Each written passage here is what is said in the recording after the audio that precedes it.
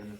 I want to do a video about this lava chord and a bit about the tuning process and talk a bit about some temperaments, some just intonation systems, and how we can tune an instrument that's like this and could also be applied to a harpsichord or a piano. This one has 3 octaves, so it's something we can do a little bit quicker, but I'm going to talk a little about one of the methods that I have for retuning an instrument like this. Could also be a harp, anything that has a bunch of strings and has a way to trigger those. So I want to tune something in the key of F. Right now, it sounds actually kind of cool. I was kind of messing with some tunings last night, and usually every day, like a guitar, a lot of instruments, a little bit of retuning is nice if you're going to be playing anything serious, but sometimes the tunings that happen overnight and it kind of changes can be fun experiments and tests for the ear. So I wanted to get some really small kind of quarter tone intervals. All of these things I'm tuning by ear as well. So last night I kind of based on this. I wanted like a really small minor third on the C chord. And from that minor third, so the E flat, the B flat, I wanted a 5th.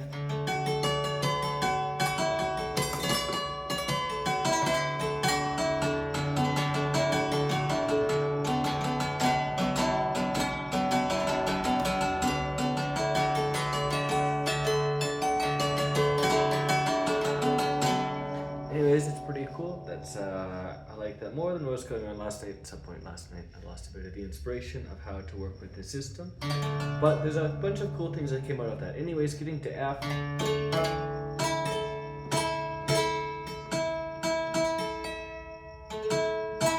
No, that didn't quite get tuned from the B. At least it's not anymore. Maybe it was.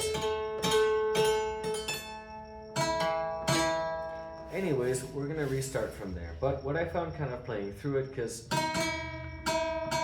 it got a bit small. So now the C to F isn't a 5th anymore. So that's the first thing we're gonna want to correct. But if you notice that A and the B flat,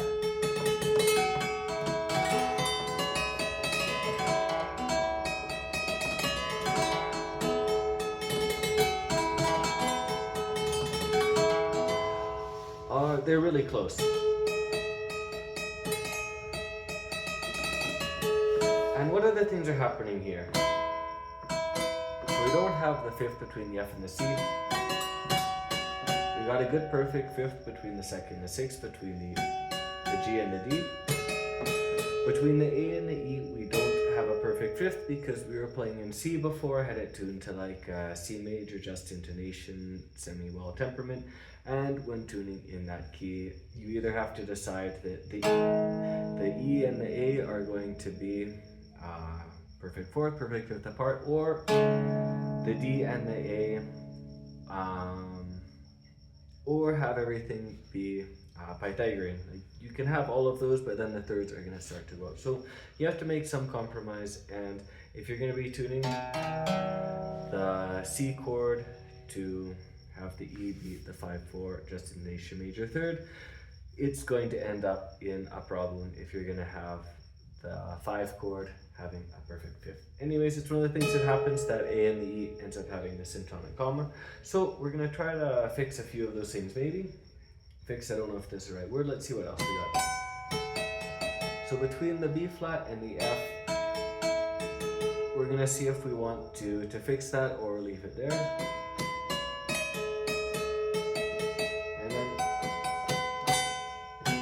So between the C and the G, we're good. So right now we have the C, G, and the D are all perfect 5ths from each other. And what else? The E and the B are all together.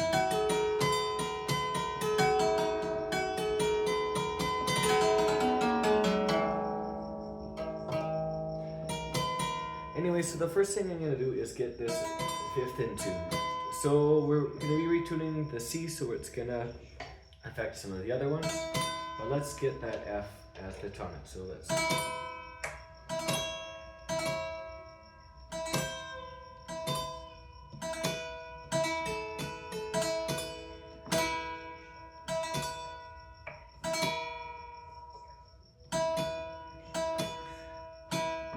And really just tune it till it sounds good. You don't have to worry if it's a few cents higher or lower or whatever. If it sounds good, then it's fine. And every instrument is gonna have a bit of a different on their stretch, a difference on their overtones. So this 3-2 perfect ratio, although it does exist in reality in some forms, it also doesn't. It's at that point where it sounds most at rest, and your ear's the best judge for that. And sometimes maybe you want a bit of beating. And that doesn't necessarily mean that it has to be an equal temperament beating.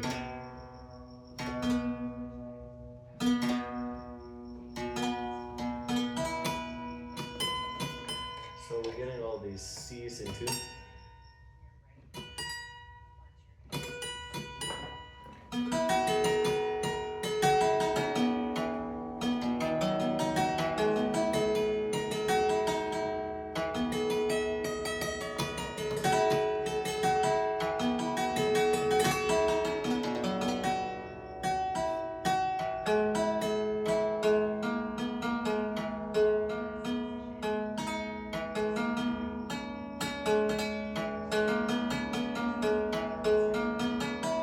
So this is the part that I really like.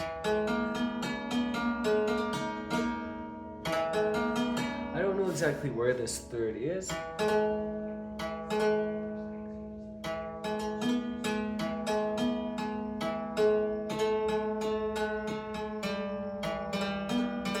But it sounds to me like a bit of a high major third. But it even has kind of a minor kind of tonality to it.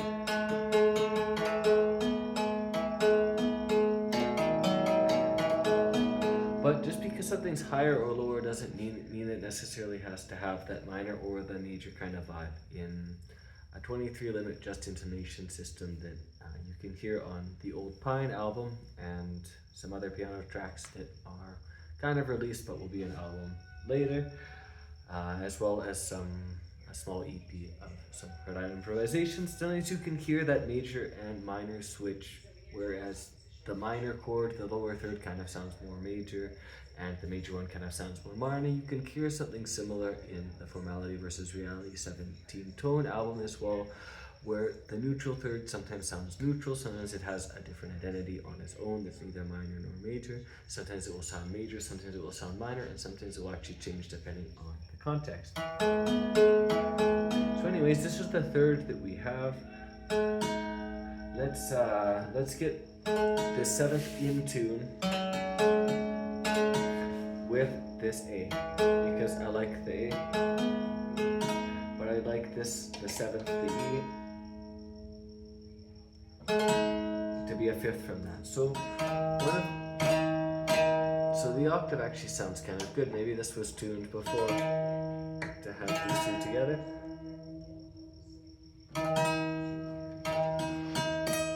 Well, this higher one's not so good.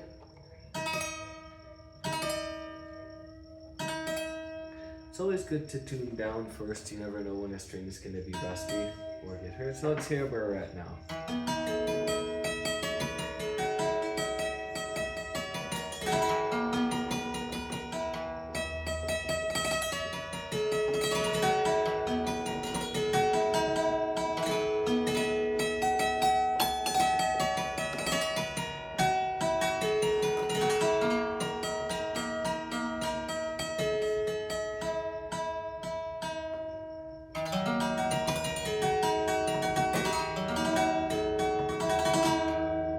We're starting to almost get into this minor tonality. Like, how did that change all of a sudden? Now that we got this E in tune, sometimes when we're tuning something, we want to say, oh, I'm going to tune something in F. Sounds great, that chord. Maybe we can tonicize it, but now we got these really kind of close. Somewhere in the quarter tone range.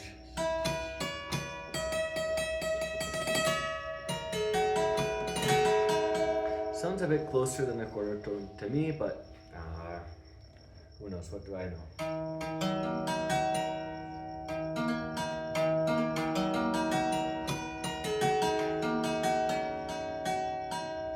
So the next thing, I think maybe we want to get this B in tune with the E, because I think it's nice to have the fifth that's not actually a perfect fifth, but that's one of the things that can often help make a tuning have some kind of consistency, is if the perfect fifth is that 3-2, unless we're doing something that's using more than 12 notes, some kind of tempered system, some of the fifths have to be a little bit off so everything fits, but that's not what we're doing right now. So let's make this E minor.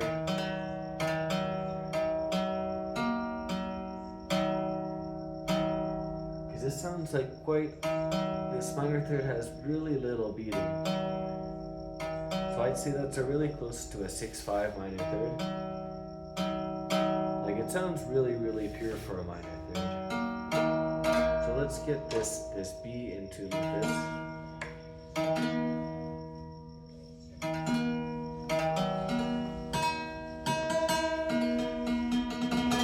And as we should have expected, we're going to get this really close, the interval between. So we have this.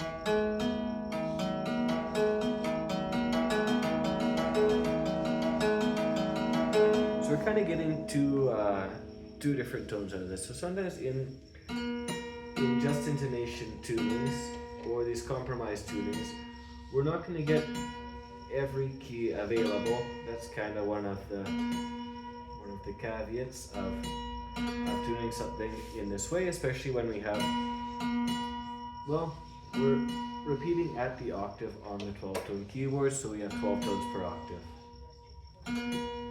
We probably could stretch this to have 13 or maybe 14, but I don't know quite the limits of this or what I want the reference pitch to be. So sometimes we do have to be careful. I do have some extra strings if something breaks, but I'd prefer not to.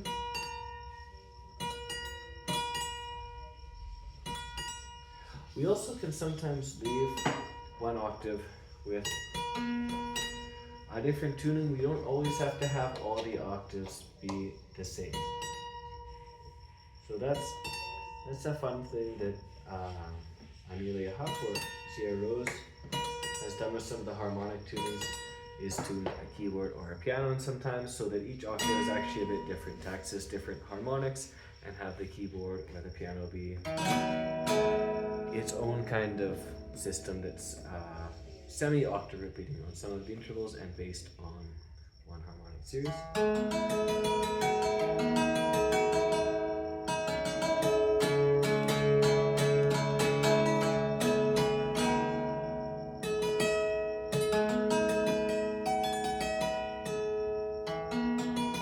So where did we have all these interesting tones?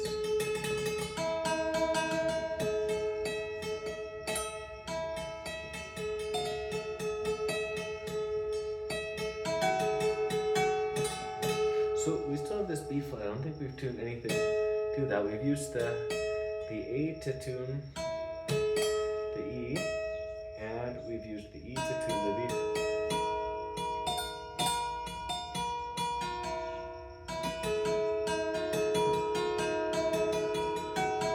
So at this point we can decide if we want to keep tuning some more notes. We might as well get everything in tune.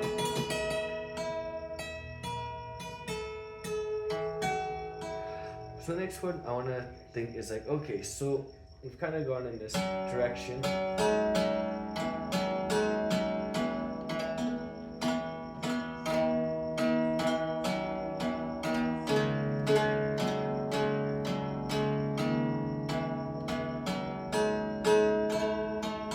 Let's get this B flat in tune with the F. I think that's, now it's just a, we still get this super crazy. So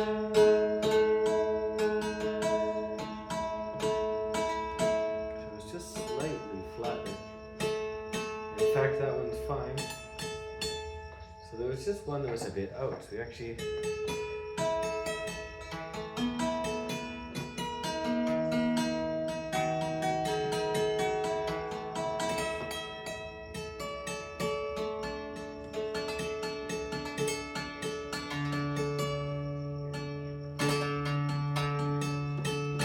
have this with the E flat already tuned with this B. This one too.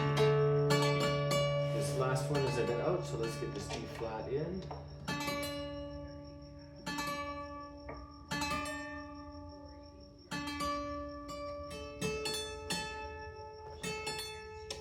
This last B flat's a bit fun.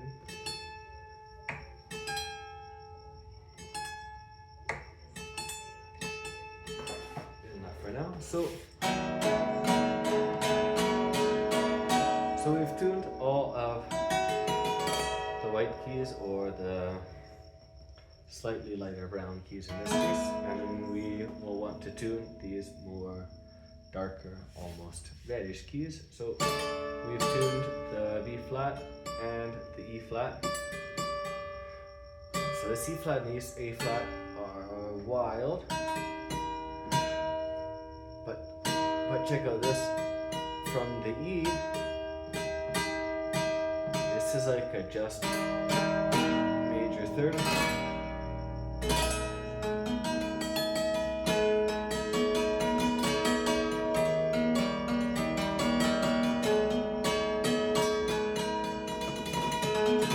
So this A minor chord has kind of a sus feel. This third must be quite low.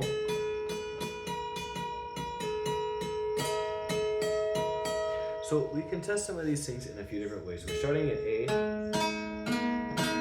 and so we use 2/5 to tune the second from A, which means it's gonna be approximately a 9/8. If we go up one more tone, which is small, it's a bit smaller than normal. So this is gonna not quite be a second, but maybe we're getting closer to an 8/7 or a 7/6. Anyways, we're gonna get this other cool tonality in this A sub minor.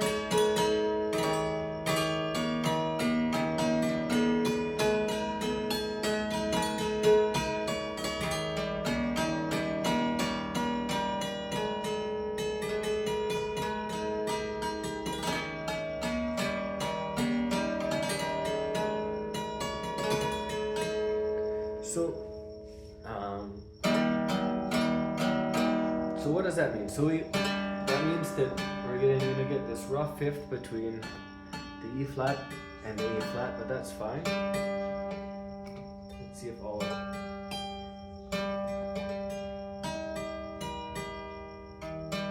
That one sounds so nice. Let's get this second A flat. There we go. Have to sand a bit one of these keys to make sure that it stops ticking.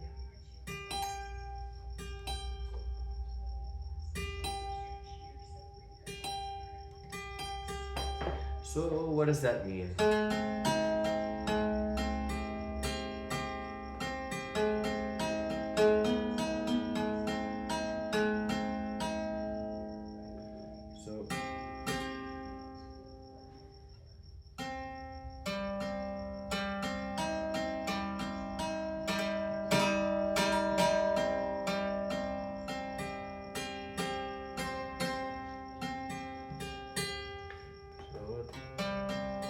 D flat and the E flat.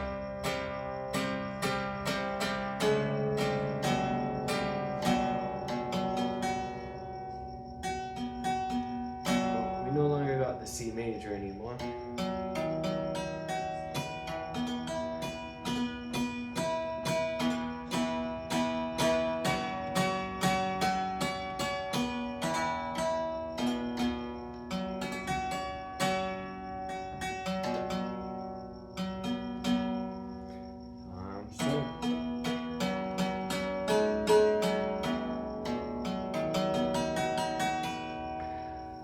That's okay, we've got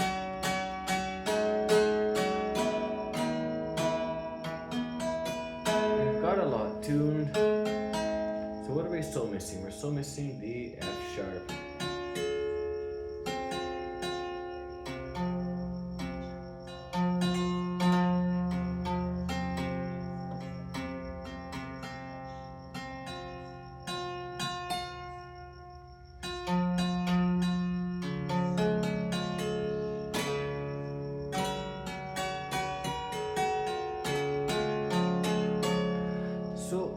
that's fine. We're not going to get the perfect drift on the B to the F sharp, but we're going to get a range of a few different fifths together on. That one's not going.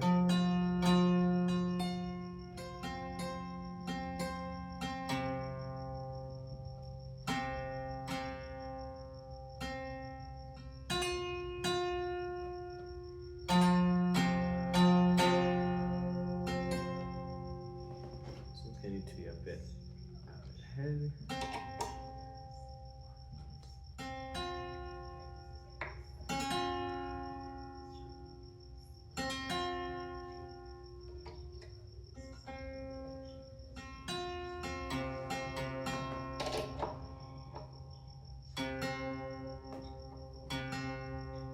Oh, I'm tuning it on key. Oh.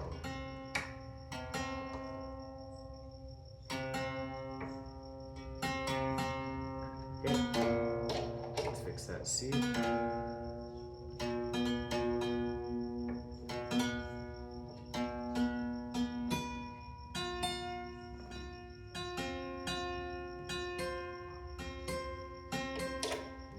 sharp.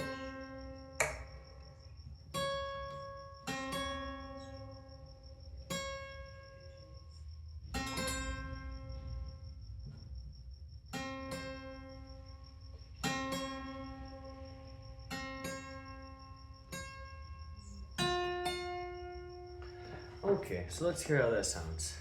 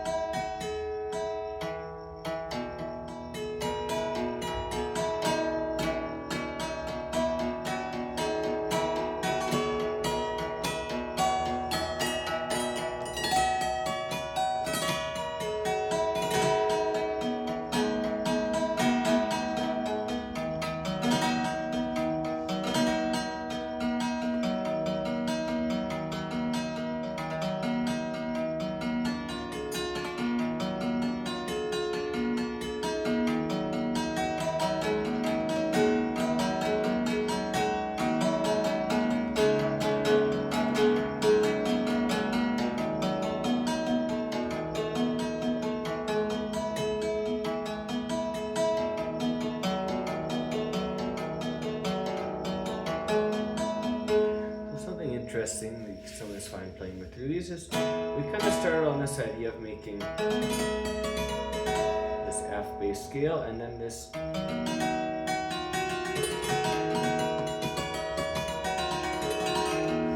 cool kind of E minor mode. But we really didn't consider the fifth degree of either of these because if we play the F and then the C, that clash doesn't really sound like it's going to resolve there at all. Same with the E minor and the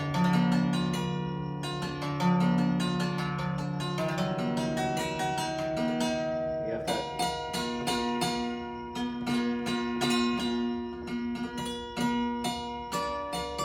I guess we're kind of close. That's a weird. This octave itself.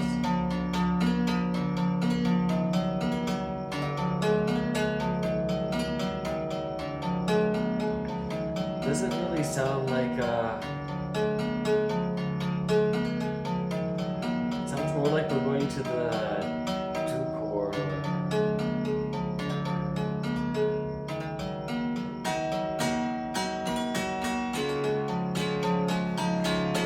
Flat 7.